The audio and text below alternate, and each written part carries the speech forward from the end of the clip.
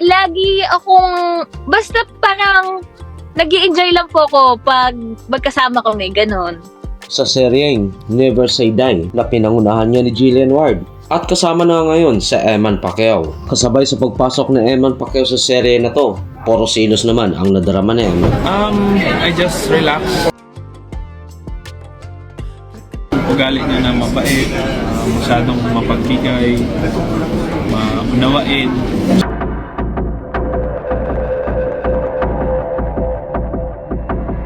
Papa you at Showbiz Top List. Ako nasa parang napaisip ako na, thank you Lord. Sa pagpasok ni Eman Pacquiao sa showbiz at paglilinaw ni Eman, ang lahat ay biglaan na lang. Para bang nag-spark lang ang lahat. Walang auditions, wala lahat, walang teka-teka, hindi gaya ng karamihan na talaga namang pinapangarap ang pagiging artista. Dagdag pa ni Eman, nagulat na lang siya sa lahat ng blessings na dumating sa kanya na bigla na lang nag-boom. Dahil ang gusto niya naman talaga nung una, nung wala pa siya sa celebrity, ay talaga naman tatahakin niya. At dagdag pa ni Eman, tatahakin niya lang naman ang landas na pagiging boxer at makamit ang world title fight at makuha nga din ang world champion bilang isang boxer. At dagdag pa ni Eman, hindi niya naman pinapabayaan ang kanyang profesyon bilang boxer sa ngayon. Dahil ito rin ang dahilan kung bakit nasa celebrity sa ngayon at isa sa mga pinakasikat sa ngayon, isa sa mainit na pinag-uusapan, kasabay niyan ang pangalan ni Jillian Ward. Yung pagpasok ko sa showbiz, para bang bata ka pa ba, naisip mo na to o parang yung pagpasok dito parang biglaan na lang? Biglaan lang. Hindi ko talaga inisip na mag-artista ako, mag-endorsing. So parang accidental celebrity ka? Parang hindi ko talaga or inisip or pinangarap na biglaan lang. Oo.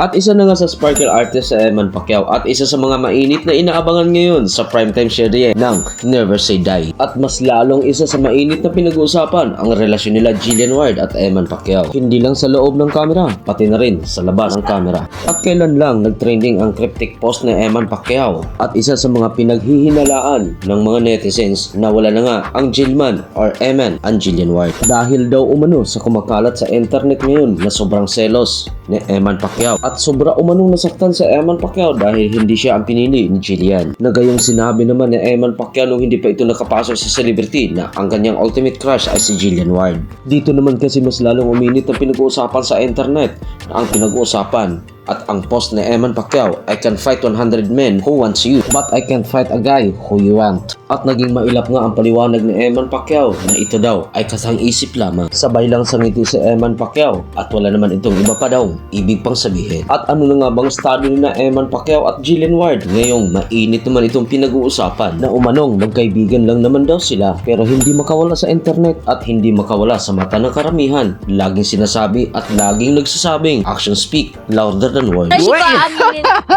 Hindi ko aminin kahit kanino kung sino yun. Basta parang nag-i-enjoy lang po ako pag magkasama kami, ganon.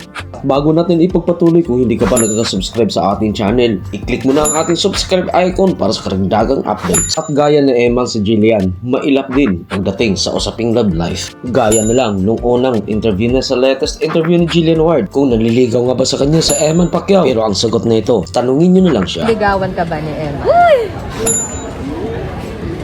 Tanong niyo po siya.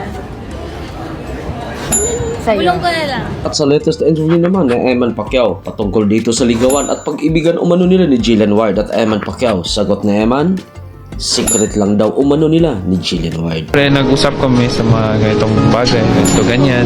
Share mo naman ano na pag-usapan. Secret!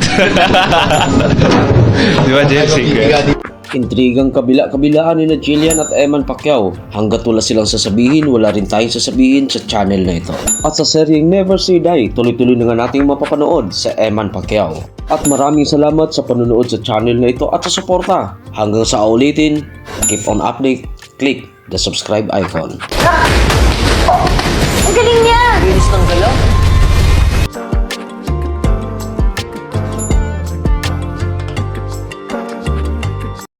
Thanks for tuning in. See you for more updates.